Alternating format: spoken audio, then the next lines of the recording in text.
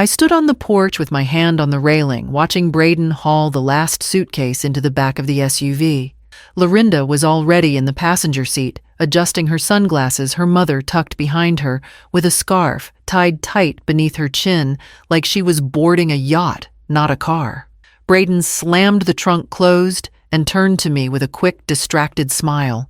"Thanks for keeping things going here, Mom. The blueberries'll need water. Oh, and the drip line near the tomatoes was acting up. You know what to do." He said it like I was the hired help, like this was just another weekend chore to tick off his list. I nodded without speaking. My throat felt dry. My fingers curled around the edge of the porch rail to steady myself. No cell service at the villa, Lorinda chimed, not even looking at me. "We'll be off the grid for a bit. Good for the soul." Her mother gave me a small wave as the engine started, a half smile, like she was doing me a favor, just by acknowledging my presence. I watched the vehicle crunch down the gravel path, dust rising behind it, until the tail lights disappeared around the bend. The silence after they left was loud. I turned back toward the house.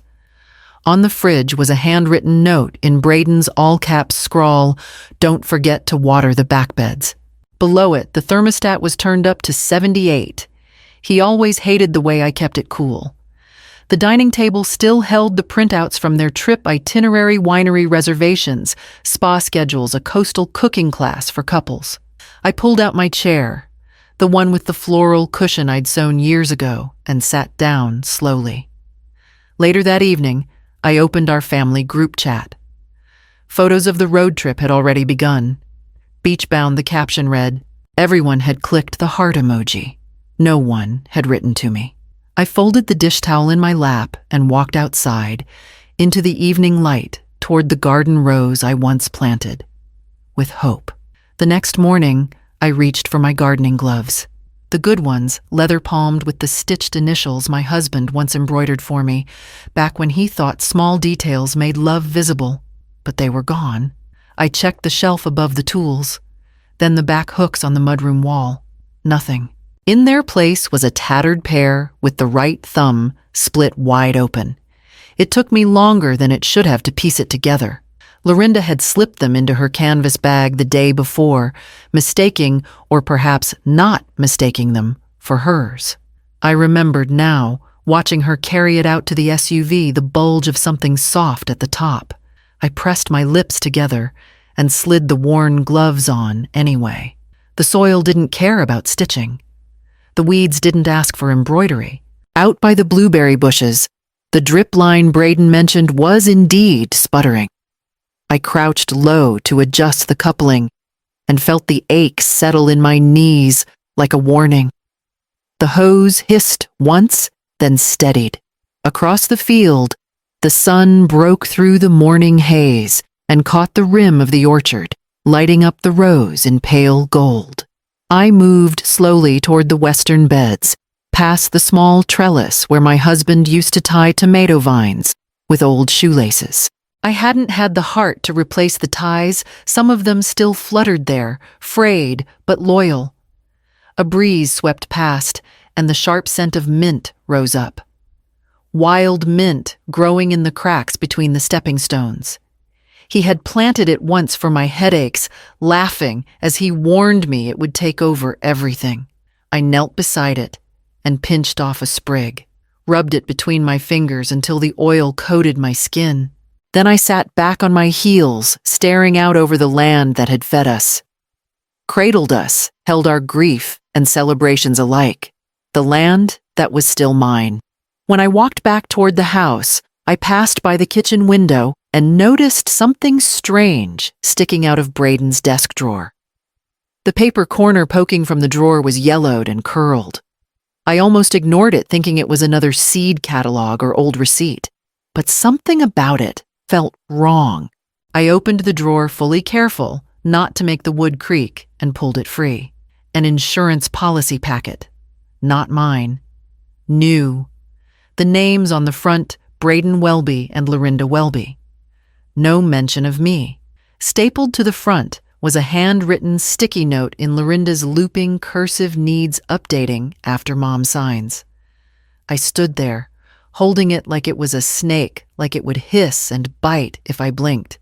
The date on the policy was 2 weeks old. That meant the meeting with the notary last month, the one Braden framed as a small formality for emergency access, wasn't so small. I placed the packet back exactly where it was. Then I folded my hands and stood still, breathing through the weight in my chest. Later that afternoon, Willa from next door stopped by with a jar of marmalade. She'd been doing that ever since I lost Cal. She always said it was nothing, just sugar therapy. She chatted as I ladled water into the base of the rose bush. At one point she laughed and said, "Braden was saying you're about ready to pass the farm to him soon. That's exciting." My hand paused midair. I kept my voice level. "Is that so?" "Oh yes," she said brightly. "He was talking about redesigning the orchard, turning part of it into rental cottages. Said you were ready to retire the land?"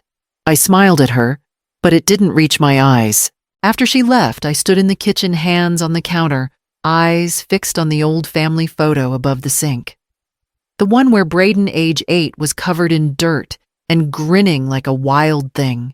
I had never once said I'd hand the farm over. But apparently, my silence had become their strategy. I walked to the study, opened my laptop, and signed in to the farm account dashboard. The file box was heavier than I remembered. Dust clung to the top like it had settled in layers undisturbed for years. I opened it on my lap and slowly flipped through the manila folders, each one labeled in Cal's steady handwriting. Deeds, water rights, seed suppliers, old land surveys from the 1980s. Everything in order, everything kept, like a man who understood that what you build should last beyond you. Tucked in the back was the ledger, our old way of recording purchases before everything went digital. Cal never trusted the bank entirely. I hadn't opened the book since his funeral. My hands trembled a little as I did now. The last entry was mine. April 12th, memorial flowers. Paid cash. He wouldn't have wanted a bill for goodbye. I added a new one beneath it. July 4th, found vacation charges on the farm account. Santa Barbara Resort 3244, hotel and airfare. Spa. Signed TH. I shut the ledger and set it down. The numbers weren't the point anymore. It was what they represented. Not just the money, but the assumption that I wouldn't notice, wouldn't mind, wouldn't say a thing. That I'd stay quiet in the garden while they turned the fruits of my labor into champagne-soaked beach days. By nightfall, I had re-logged into the banking system and opened every connected account. Braden had quietly rerouted the main credit card to his profile. He had access to my emergency fund too. I removed him from both. The system warned me this action may impact authorized users. I clicked proceed. Then I went outside with a lantern and sat beneath the arbor.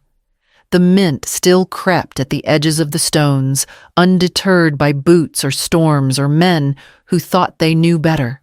The moon was full that night. I watched it rise and felt the edges of myself settle. At 6 the next morning, my phone buzzed sharp against the windowsill. I picked it up, recognizing the number before I even touched the screen. Braden's voice hit before I said hello. "Mom, something's wrong with the cards. None of them are working. We can't pay for anything. We tried the hotel bill, groceries, even the car rental." He paused, waiting. When I didn't respond right away, he added, with a nervous laugh, "Did the bank mess up? You might need to call them." I took the kettle off the stove. It wasn't whistling yet, but I could feel it boiling. "I made some changes," I said softly, letting the words hang. "Wait, what?" "I adjusted the accounts," I said. "Removed your access." There was a stretch of silence on the line, and then the sound of Lorinda in the background, sharp, panicked. Something about their dinner reservations. "Mom," he said again, now lower, angrier. "You can't just do that without telling me. We had plans." I noticed I replied. He started to speak, but I hung up. I poured the hot water over the mint I'd gathered the night before. The scent rose quickly, comforting and familiar. Then I stepped out onto the porch with my mug, letting the early sun warm my shoulders. From where I stood, I could see the back beds row after row of newly sprouting greens. I hadn't watered them yet. Let them wait. I walked the path toward the peach trees, where a few branches had bent under their own ripening weight. Cal used to prop them with split wooden stakes, tied gently with old shoelaces. I found one of his old supports, still lying near the fence, weathered but solid. I lifted a branch and wedged it beneath careful, deliberate. Some things needed support, others needed pruning, and some just needed to be cut off at the root. Later that afternoon, I took out my address book and flipped through names I hadn't read in years. One stood out: Emerlyn Vash, attorney at law, Cal's old friend. Mine too, once. I picked up the phone and dialed. Emerlyn still answered her own phone. Her voice hadn't changed, firm, measured, the kind of tone that let you know she read every line of every contract and never once missed a clause. "Therona," she said. "It's been a while."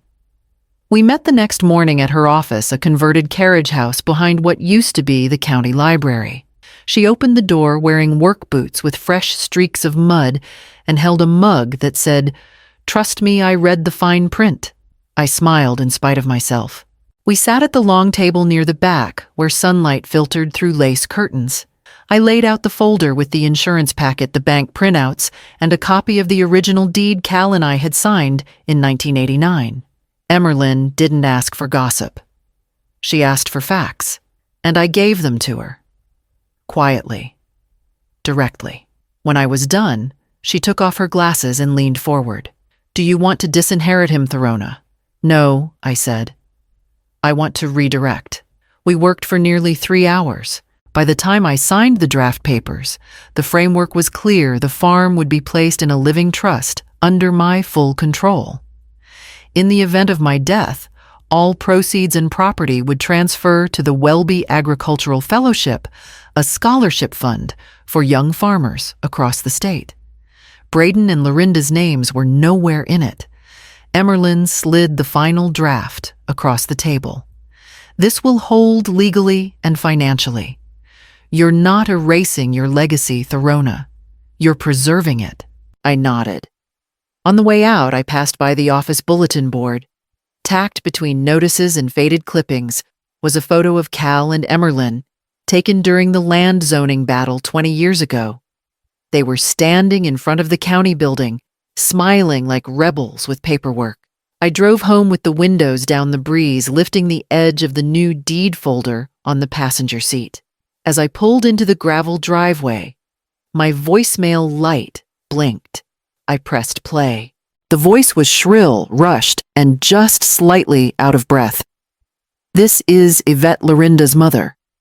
I thought we had an understanding. Braden said everything was set, that you were finally handing things over. We booked the cabin upgrade based on that. You can't just freeze the cards now. You need to fix this. This was supposed to be the year he transferred the deed. She didn't say thank you. She didn't ask if I was all right. She never called me by name. I saved the message. Then I forwarded it to Emerlyn with the subject line, "Intent to defraud." Afterward, I stepped outside and walked down to the grape arbor Cal built with his own hands the year after Braden was born. The vines were curling upward again, thicker than last year, the weight of summer already pressing into their skin. I sat on the bench beneath them and let the filtered light fall across my lap. I thought about how quickly entitlement grows when you water it with assumption. They hadn't just expected the land, they'd made plans for it. Booked upgrades. Rewritten the future, as if I were already a ghost. I ran my hand along the smooth armrest, remembering the day Cal and I planted the first vine. We had no money back then, just dirt and vision. Every nail in that arbor was a wish we hammered into the wood. He'd said, "This land will outlive both of us if we treat it right." So I would. Inside the house, I lit a burner under the kettle and wrote a single note to myself: do not explain. Do not apologize. Let silence do its work. That evening, I walked the fence line checking posts, clearing fallen branches. When I reached the east gate, something caught my eye: a rental car idling by the road. Braden. Alone. I didn't move. He didn't get out. He stayed in the car for a long time, then drove away without turning around. The next morning, I saw his footprints in the gravel leading up to the gate and stopping short of the lock. He returned that afternoon. No car this time. He must have left it at the gas station and walked the last stretch. I spotted him through the screen door, standing by the east fence, like he didn't quite know how to approach. He was in loafers, not work boots. His shirt damp with sweat, and his eyes darting like he expected someone else to answer for all this. I didn't speak. I walked down the steps with a shovel in hand and crossed the yard until I reached the inside of the gate. Then I opened it, slowly stepped through and held the shovel out, not roughly, not kindly. Just held it. If you need something from this land, I said, start here. His brow furrowed. What is this? Some kind of punishment? No, I said. It's the only transaction left. He stared at the shovel, then at me. Behind him, the wind picked up the dust from the road and turned it loose. He didn't reach for the handle. You're being cruel, he said. I tilted my head. I'm being clear. He looked smaller then. I saw it just for a second. That flicker of the boy who used to run barefoot through the irrigation ditches and fall asleep under the plum trees. But that boy had grown into a man who thought ownership passed with assumption. Lorinda's mother already put money down on a design firm, he muttered. We had plans. You didn't even warn us. I'm not required to warn you, I said. Especially when you didn't ask permission to spend what wasn't yours. He didn't argue. He turned without a word, hands clenched, and walked back down the road the way he came. I set the shovel upright in the dirt and leaned on it, watching the gravel settle in his wake. That evening, I harvested peaches from the southern tree line, more than I'd expected this early in the season. I boxed a few for the farmer's market, then slipped the rest into baskets for the scholarship students due to visit next week. At sunrise, the newspaper was waiting in the mailbox. The headline took up half the page: Welby Farm launches fellowship for young growers statewide. There was a photo of me standing beside the new greenhouse arm, lightly resting on the frame, 3 students beside me, one smiling shyly, the other 2 beaming into the sun. The article mentioned the acreage, the legacy, the mission. It said nothing of the cards frozen or the sun omitted. It didn't need to. I sat on the porch swing with my tea, reading it twice. Once as a woman still healing from a quiet betrayal. Once as the steward of something bigger than one family's entitlement. By mid-morning, my phone buzzed with a notification. Lorinda had unfollowed me. Braden had posted a black screen with the caption, "Lesson learned, don't trust anyone, not even blood." I didn't reply. Instead, I took the clipping and pinned it inside the kitchen cupboard, right next to Cal's recipe for heirloom tomato soup. He would have smiled at the scholarship. He would have called it good ground returning good fruit. Around noon, one of the fellows, Kira, arrived early to prep for the weekend. She brought fresh seedlings and asked if I had more compost. I showed her to the bin, and we spent the better part of an hour discussing root systems and weather tolerance. She didn't ask about Braden. Didn't need to. When she left, I walked the perimeter of the orchard and paused near the bench beneath the arbor. From there, I could see the entire upper field. The soil had darkened with the season richer now, more forgiving. Braden's shadow no longer lingered over it. That night, I baked cornbread and added thyme from the back beds. As it cooled, I drafted a letter to the scholarship board suggesting we expand the program next spring. The kitchen smelled like harvest, like permanence. I folded the letter, slid it into an envelope, and placed it near the door. In the morning, I would walk it to the mailbox myself, past the rows of peaches, nearly ready to fall into waiting hands. The mornings have grown quieter, but not empty. I wake before the sun crests. The ridge brew my tea and step out barefoot onto the cool porch boards. The air smells of ripening fruit and turned soil, a scent I used to associate with long days and aching limbs. Now, it feels like clarity. The peaches in the southern rows are heavy this year, pulling branches low with their weight. I've begun tying them with soft cloth strips to keep them from snapping. Cal used to joke that our orchard was full of trees that didn't know their own strength. I think he meant me too. The scholarship students return each weekend now, one by one. They bring notebooks, questions, sometimes music. I let them learn by doing planting harvesting, fumbling through mistakes and laughing as they grow. I don't hover. I simply make space. That's something I've learned. Legacy isn't in what you control, but what you're willing to release to the right hands. Braden hasn't come back, not in person. He sent a message, once short and sour. I hope you're proud. I didn't reply, not because I wasn't, but because his bitterness wasn't mine to soften. This land doesn't belong to silence anymore. It belongs to stories retold in rows of seedlings in compost, stirred by calloused fingers, in sweat earned honestly under late summer skies. I walk the fence line now without flinching. The east gate no longer feels like a threshold between conflict and peace. It's just wood and wire holding shape like I do, weathered, but never weak. In the corner of the orchard beneath the arbor, I've placed a new bench, not to replace the old, but to mark a beginning. On it, I've carved a line. Cal once said, "When the farm was still young plant, what outlasts you?" This morning, I sat there with my tea and watched the students carry baskets back to the greenhouse. One turned and waved. I lifted my hand in return, palm steady. They left me to plant. And without knowing it, they gave me everything I needed to bloom again.